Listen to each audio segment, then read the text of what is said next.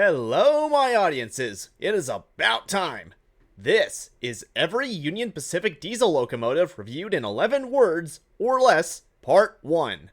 Why 11? Because 1, apparently I went 1 word over the limit during my urban tirade, and 2, I'm a nostalgia critic fan, and I don't show that enough. Also, you're wondering why this is only part 1. Well, allow me to explain. The Union Pacific Railroad has been in existence since 1862, but not retaining the same form throughout the whole time. To date, there have been 4 companies with the same original network to bear that name. The first company, operating from 1862 to 1880, is the one that completed the first transcontinental railroad, purchased and used 440 number 119. The second company, operating from 1880 to 1897, was the company that renumbered 119 to 343 in 1882.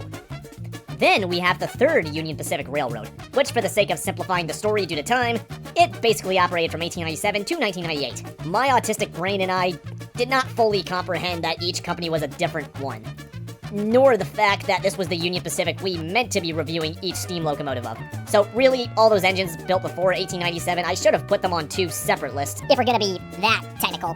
So, as the operating period from the third Union Pacific suggests, this was the Union Pacific that ordered all these iconic steam locomotives we all know and love, including the big boys, ran the 49er and M10,000 series trains, ripped up the original Transcontinental, etc. And also replaced the steam engines with turbines and diesels. In 1969, they formed a holding company, the Union Pacific Corporation, thus creating a publicly traded enterprise that now owned the third Union Pacific Railroad. So in a way, the same Union Pacific. That stuff I just listed. This was the form that they took over the Missouri Pacific and the Western Pacific, in which the 3 railroads, now under the UP Corporation, operated with separate corporate identities, but as one combined railroad system. The MKT and GH&H later joined the MOPAC system when the Union Pacific Corporation bought them in '88. Then the C&W joined in '95. It all came to an end when the Union Pacific merged with the flailing Southern Pacific in 1996, with the transaction completing in '98. Along with the others they bought between, by 1998, the merger had formed the 4th Union Pacific Railroad. The format is maintained since. This company isn't technically the Union Pacific, but actually the Southern Pacific, rebranded as the Union Pacific, but retaining the heritage fleet and program and remaining HQ'd in Omaha. Go console heist after this video. Anyway, the reason I titled this as part 1 is because the locomotives I will review today are the ones that were built and bought before 1998, when the SP merger was finalized. So, any locomotives exclusive to the SP, Rio Grande, and Cotton Belt post 1998 will be set aside for future installments. So in other English, part 2, 3, maybe a 4th, we'll see. Also, you may have noticed I was kind of under the weather, so that's why my voice isn't quite as good as it usually is. So, with that rabbit hole partly resolved, it's showtime!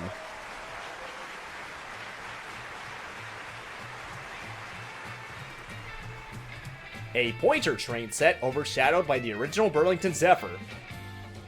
Record breaker with 3 more sleeper coaches and 900 horsepower. Now with 9 separable coaches behind an AB set. End of UP's customized diesel train sets and preluding the E units. The transition to diesel standardization on the UP. E2s, but standardized by EMD for every railroad. First diesels to bear the iconic armor yellow livery. Prove that submarine engines and railroad operations do not mix. Now sporting the iconic bulldog nose.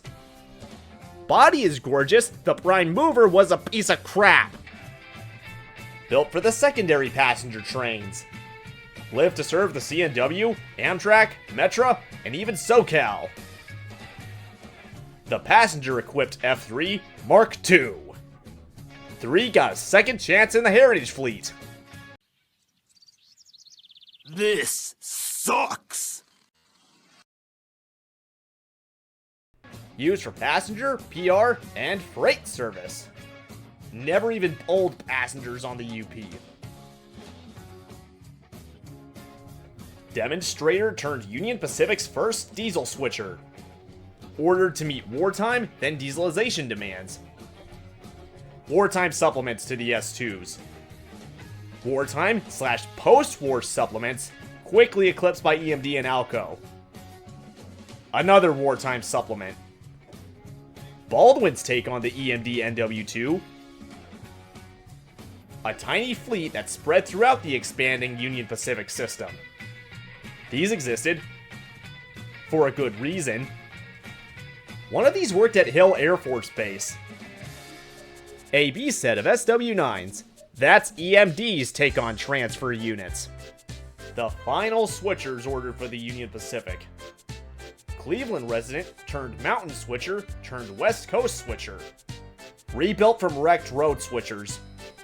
And an SD-24B. SW7s and SW9s rebuilt with 645E engines. And updated equipment. Served into the 90s and Mark II age.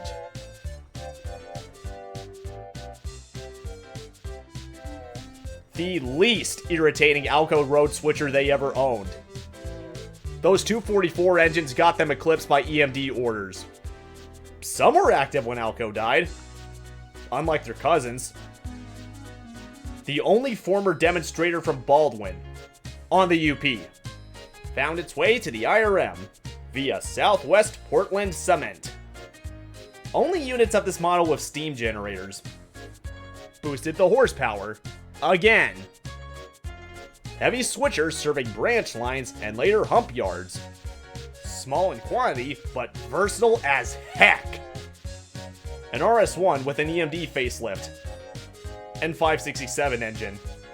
Mass-produced, epically reliable, and brought the end of steam.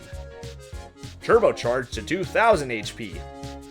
Drunk RS11s on steroids. But better than the C855.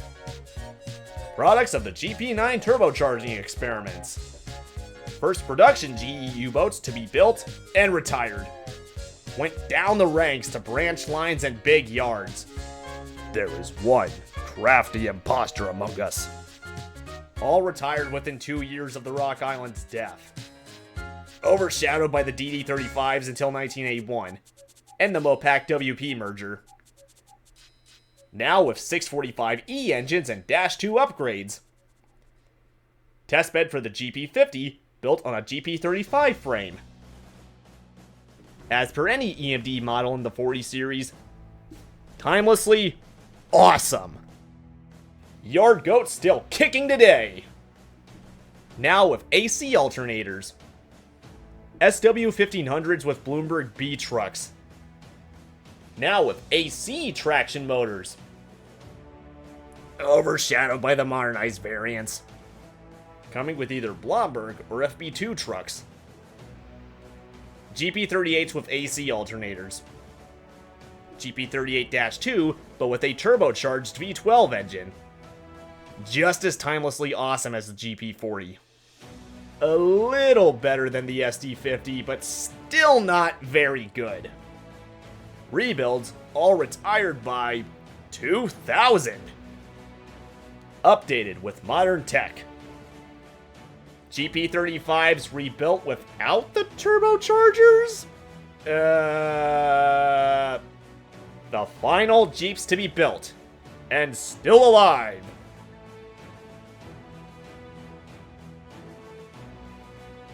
Made the UP hesitant to buy ALCOs for another decade. Wasted potential because of aluminum wires! Don't use these in locomotives! ALCO's final order from the Union Pacific. At least they worked. Some were rebuilt into F7s and F9s within 12 years. These got humiliated by N&W and UP articulateds. Gutted F3s stuffed with F9 internals, engine, equipment, electronics, etc. Iron ore workers now rebuilt and working in Liberia and Illinois. The heavyweight kings of the South Central District before the Centennials. Stuffed with SD40 internals, but not successful enough for duplicates. Rebuilt for switching. Timeless masterpieces. Preluding to EMD's biggest mistake. Intended intermodal units turned coal haul beasts by the Centennials. Reduced fuel consumption at the expense of compromised reliability. That's what I'm talking about! That's why he's the GOAT! The GOAT! An unsuccessful experiment with upping them to 3300 HP.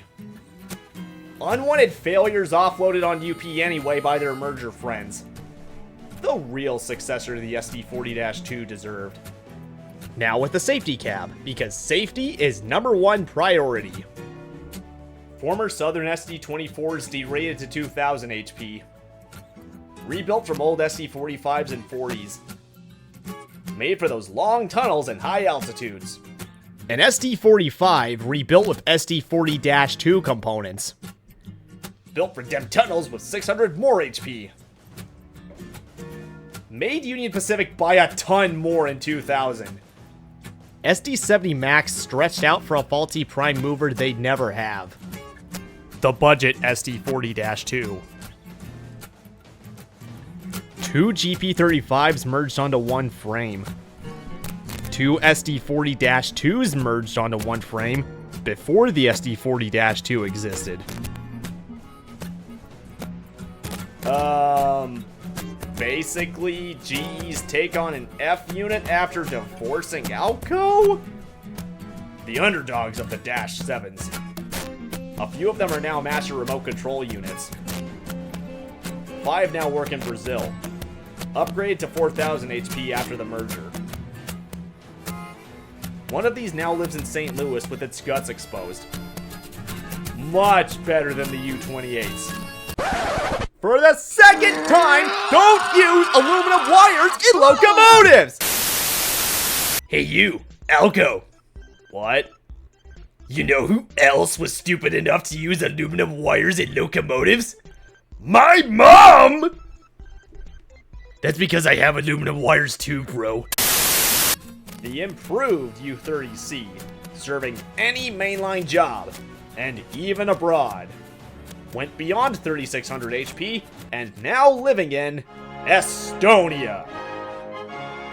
Sealed the permanent gravitation toward General Electric. Uprated a bit. Now with the iconic safety cab. Uprated plus safer. The final hurrah for GE diesel locomotives on the 3rd UP. Now with revolutionary AC motors instead of DC ones. Derated because they couldn't handle 6000 HP. Awesome mega units killed by the oil embargo. And that is every diesel locomotive of the 3rd Union Pacific Railroad, aka Union Pacific Mark I. Hopefully I didn't miss any diesels that ran on diesel fuel, which is why I have my comments section. Part 2 will see me review every Southern Pacific diesel locomotive built before the merger with the Rio Grande. Long story short, The merger saw the Rio Grande rebranded as the SP. So, Part 3 will finish off the diesel saga with me reviewing every locomotive built after the SP merger and before the UP merger, and every UP locomotive built after the merger, to the present day. Also, with the number of one-off diesel models I discovered to make this video, I am now planning to make a video about all those exclusive to or envisioned by the Union Pacific. Hope you enjoyed this part 1, and if you want me to make part 2 and 3, like the video and subscribe. I'm the Rocket City Railfan, and I'll see you again on the high iron. And hopefully while I'm not under the weather. From the engineer in Portland to the clerk in Idaho, we're the people of the railroad and we make the engine go. From the tower out in Denver to the welder in LA, we're the Union Pacific and we've got the right of way. From our swing yards in Nebraska to the blue Pacific shore, we can load up all your cargo and come rolling home for more. From the freight train in Wyoming to the men who run our show, we're the Union Pacific and our people make us go.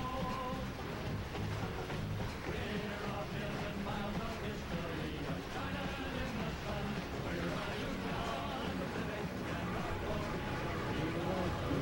We're a Union Pacific and our glory fast and running strong, and the power of our people is the music in our song.